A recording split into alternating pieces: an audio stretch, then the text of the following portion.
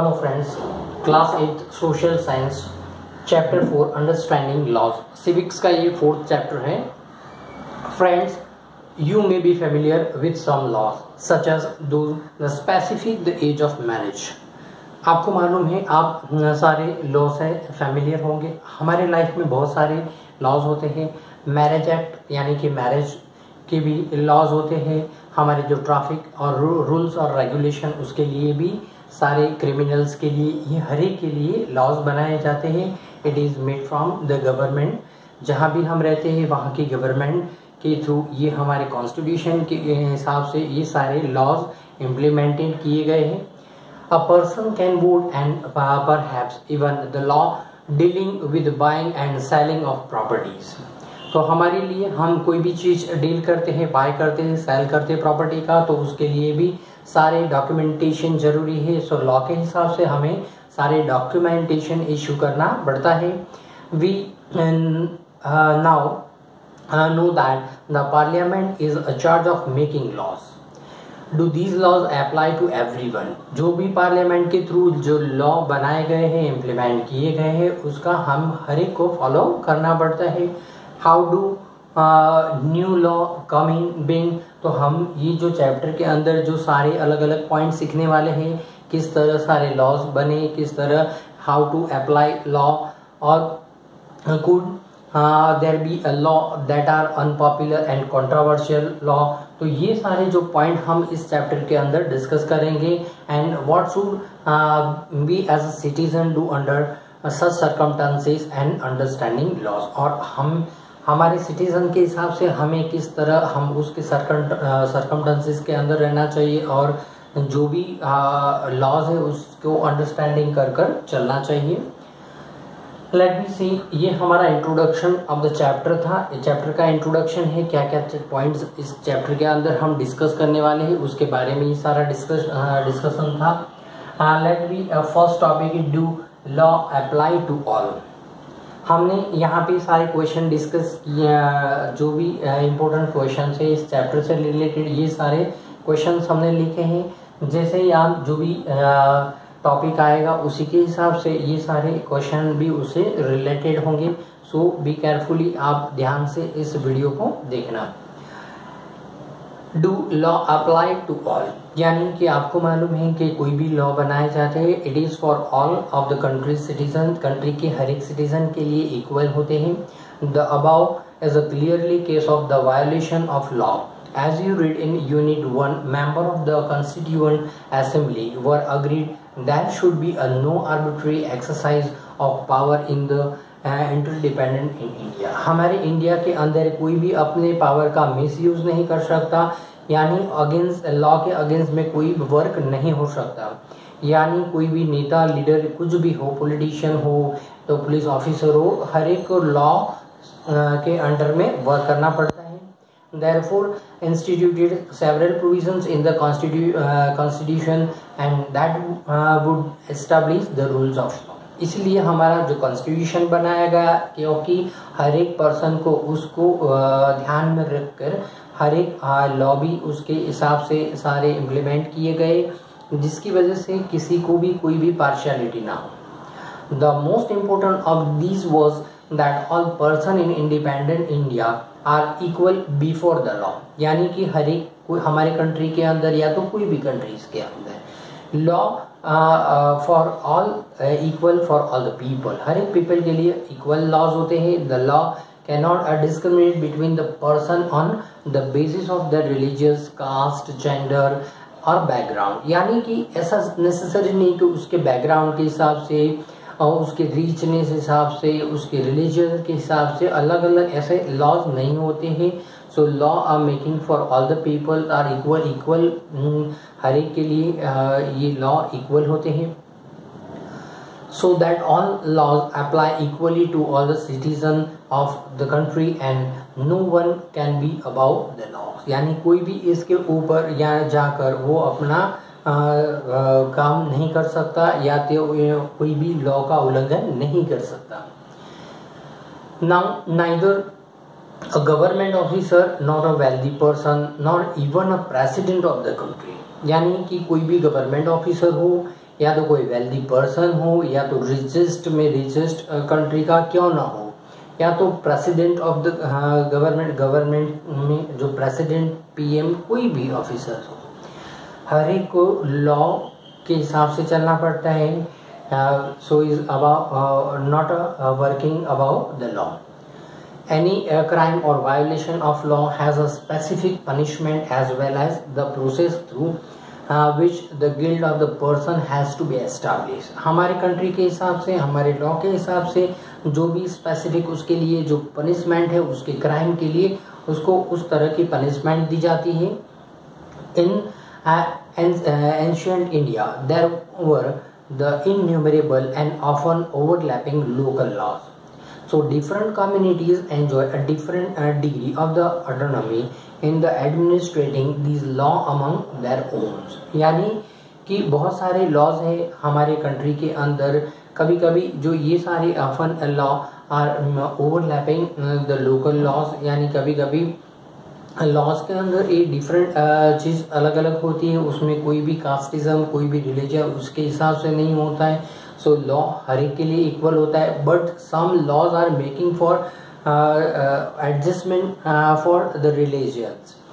Different community enjoy an autonomy in the administrating these laws among their own. In some cases, the punishment that two persons receive for the same crime varied depending on their caste background. तो यानी पहले के ज़माने में ancient time of the, जब हमारा colonial rules of British का जो रूल्स था, उस टाइम पे जो उसको पनिशमेंट हर एक को अलग अलग के हिसाब से उनके मन में जो भी आए उसके हिसाब से उसको पनिशमेंट दिया जाता था. बट उसके caste background and with lower caste being more harshly penalised.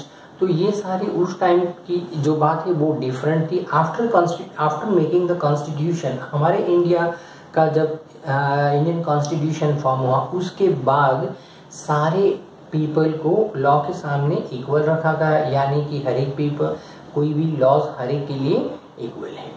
But before time में जब कॉलोनियल रूल्स था, उस टाइम पे ये सारा एंशियंट टाइम में उनके बीच अलग अलग बैकग्राउंड के हिसाब से उनको अलग अलग पेनलाइज्ड किया जाता था.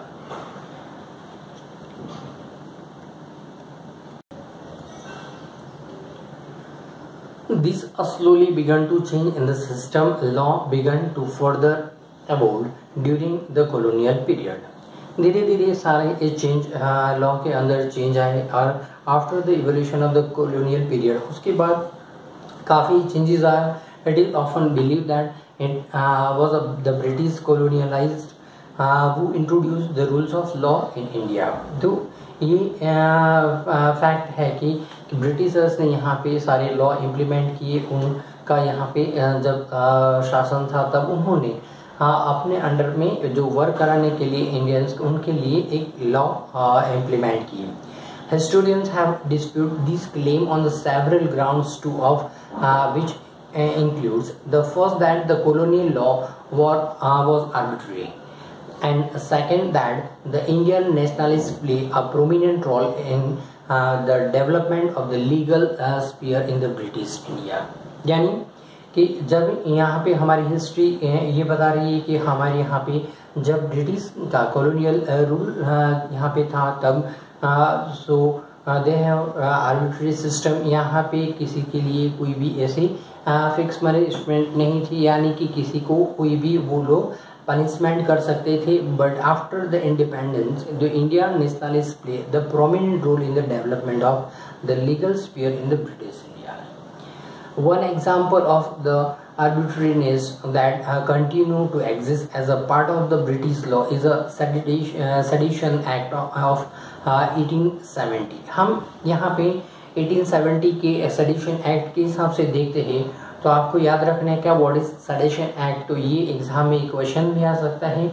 So the idea of sedition was very broadly understood.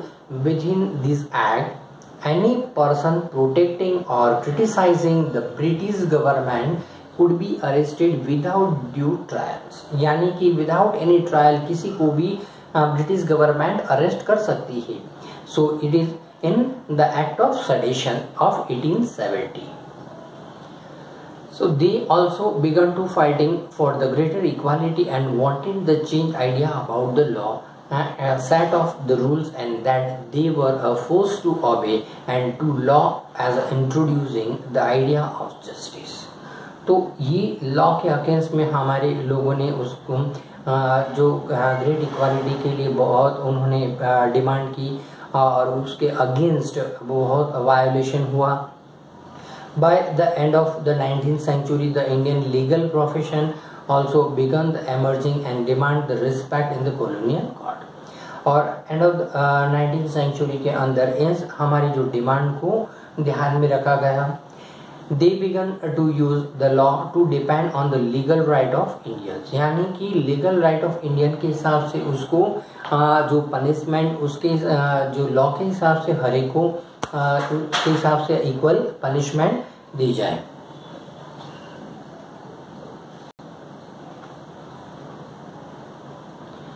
Also, therefore, there were several ways in which the Indian play a major role in the evolution of the rules of law during the colonial period. Colonial period की duration में भी हमारे काफ़ी जो freedom fighters थे उन्होंने इसके against आवाज़ उठाई. With the adoption of the constitution, and this document served as the foundation on which our representative began making a law for the country. यानी कि हमारे जो ये जो डॉक्यूमेंटेशन फाउंडेशन हुआ, यानी कि हमारे जो लीडर्स फिक्स हुए उसके बाद हमारे जो रिप्रेजेंटेटिव थे जो कांग्रेस के और वगैरह, तो उन लोगों ने एक उसका फॉर्मेशन बनाया, making a law. And every year our representative pass several new laws as well as amend existing ones. यानी कि जिस तरह उनका एक्सपीरियंस आगे आगे बढ़ता गया उस तरह उनको सारे पॉइंट्स नोटिस करते गए और आगे अगेंस्ट नए नए लॉ फॉर्म होते गए. So in the class we learn in the class 6 we learn about the different type of laws.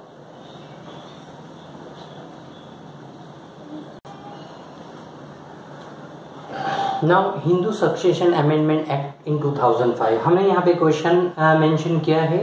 Hindu succession amendment act pass in 2005.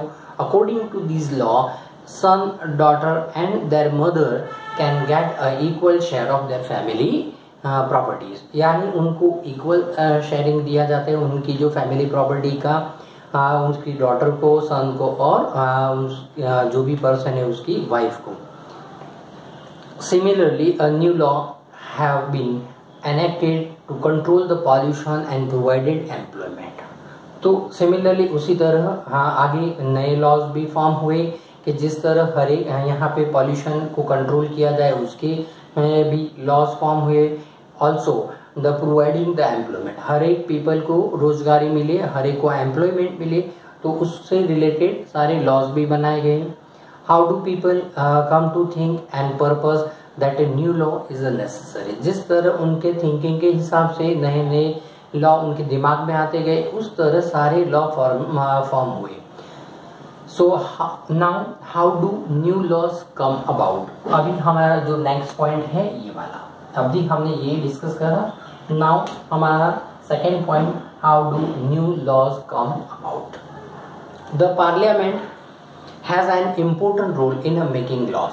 तो पार्लियामेंट ने जो भी लॉज बनाए गए हमारे लिए फेवर ऑफ कंट्रीज के पीपल, उनके लिए सारे लॉज बनाए जाते हैं, किसी को भी पार्शियलिटी ना हो इसके लिए लॉज फॉर्म होते हैं.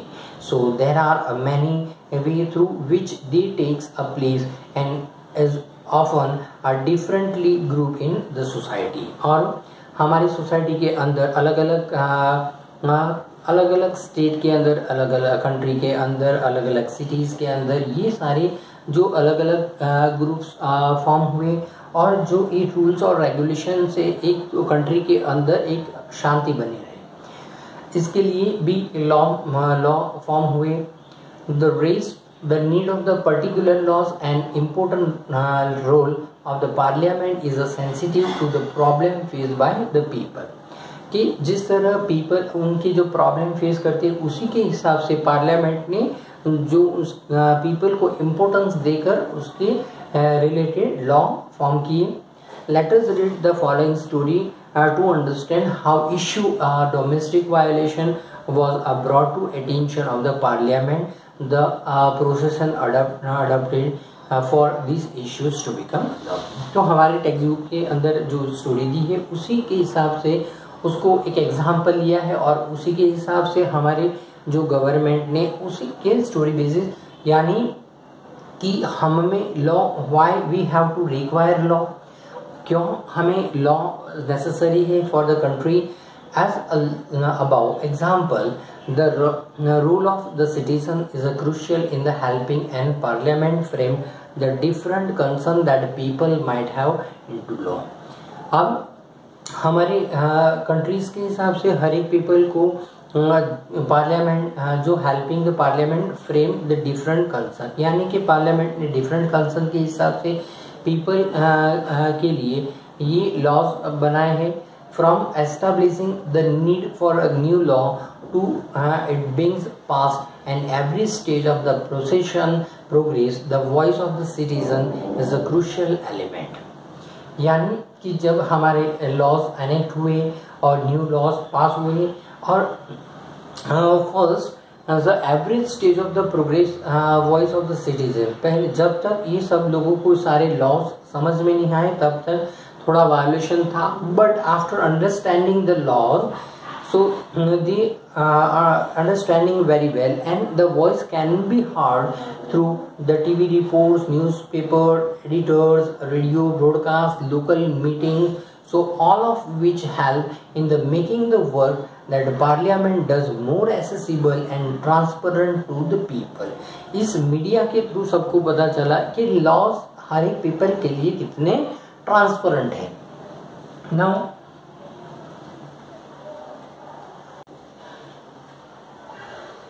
अभी नेक्स्ट पॉइंट है unpopular and controversial laws. Let us now look at the situation where the parliament passed law and that turn out be a very unpopular. Sometimes a law can be constitutional, valid and hence legal, but it can continue to be unpopular and unacceptable to the people because they feel that the intention behind in the unfamiliar and harmful. तो यहाँ पे जो parliament के through जो भी law pass किए गए they are the very unpopular. तो पहले वो इतने पॉपुलर नहीं थे, उन सभी लोगों को सारे लॉज अंडरस्टैंडिंग नहीं हुए। Sometime the law can be constitutional and valid, और कोई लॉज हमारे जो कॉन्स्टिट्यूशन के हिसाब से वो वैलिड होना चाहिए एंड हैंस अ लीगल, और हमारे कंट्रीज चलाने के लिए वो एक लीगल प्रोविजंस होते हैं। So it can continue to unpopular and unacceptable to the people. काफ़ी लोगों ने काफ़ी जो लॉस है वो अनपॉपुलर हुए, सब लोगों ने उसको एक्सेप्ट नहीं किया because they feel intention so behind the unfamiliar और हार्मफुल। उनको ऐसा लग रहा था उनके लिए ये अनफेमिलियर है और हार्मफुल है। Hence people might criticise this law, hold public meeting and write about in the newspaper, reports, TV channels, etc. Democracy, like our citizens, can express their unwillingness to accept the repressive laws framed by the parliament. और parliament के through जो भी laws frame किए गए हैं वो media के through transparent हर एक पीपल के लिए कि उनके फेवर में है, इस तरह मीडिया के थ्रू लोगों के अंदर बिठाया गया। So it is for all the countries necessary some laws. काफ़ी लॉज ऐसा ज़रूरी होते हैं कोई भी कंट्रीज़ के अंदर, नहीं तो उसकी वजह से कभी कभी प्रॉब्लम क्रिएट होते हैं कंट्री के अंदर और उसको सॉल्व करना बहुत मुश्किल हो जाता है। So when a large number of the people begin to feel that a wrong laws was being passed, then there is a pressure on the parliament to change this. और उनको लगा और लोगों के हिसाब से सारे के जो व्यू के हिसाब से थोड़े लॉज उनको अनपॉपुलर लगे या तो एक्सेप्टेड बाय द पीपल, यानी कि पीपल ने एक्सेप्ट नहीं किया और उस लॉ को पार्लियामेंट को लगा इसको लोगों के लिए चेंज करना नेसेसरी है। तो then after changing the law For example, various municipal laws on the use of the space with the municipal limits often make hawking and street vending illegal. No one will dispute the necessary for some rules to keep the public space open so that the people can walk on the pavement easily. तो यानी कि road side में कोई भी कहीं पे भी चाहे होकर्स या तो कोई भी जो फेरिया कोई भी स्ट्रीट वेंडर वो कहीं पे भी खड़े रहते हैं और जो भी वहाँ पे चलने के लिए जो उनका जो पेमेंट होता है सो वो open space for all the people can walk freely on this space. So however one also cannot deny that hawkers and vendors provide the essential services cheaply and efficiently to the million living in the large cities and this is their mean of livelihood. तो आप बड़े city में देखते हो कि हर एक city के अंदर सारे जो वेंडर्स होते हैं हॉकर्स होते हैं वो जो रोड पेवमेंट्स होती है उसके ऊपर खड़े हो जाते हैं और अपना बिजनेस चलाते हैं. अपनी लाइवलीहुड चलाने के लिए वो लोग इस तरह अपना ओपन सेलिंग कर सकते हैं. Hence, if the law favor one group and disregard the other, it will be controversial and legal to conflict.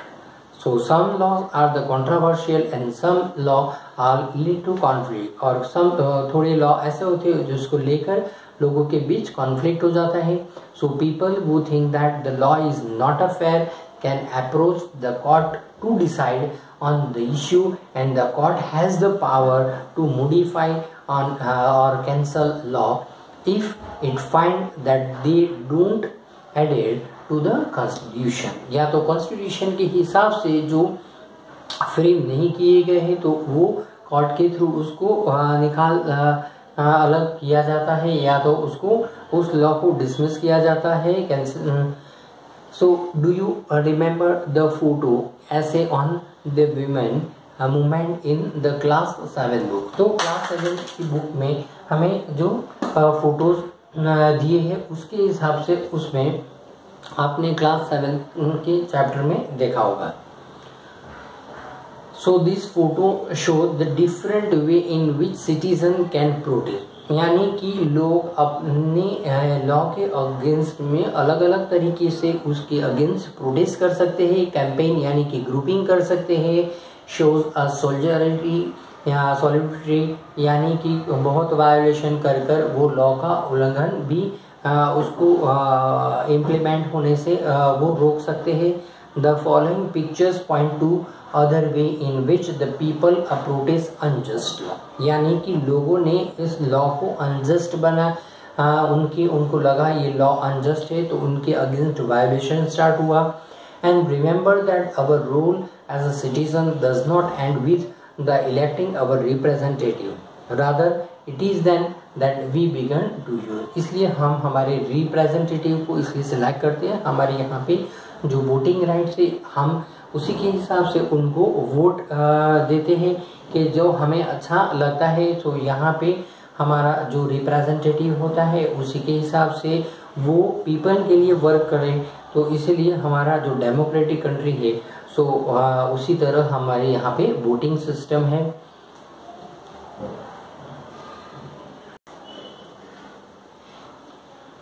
So newspaper and the media to carefully chart the work that is being done by our member of parliaments and criticize this action when we feel it is required. Thus, what we should bear in mind and that is the extent and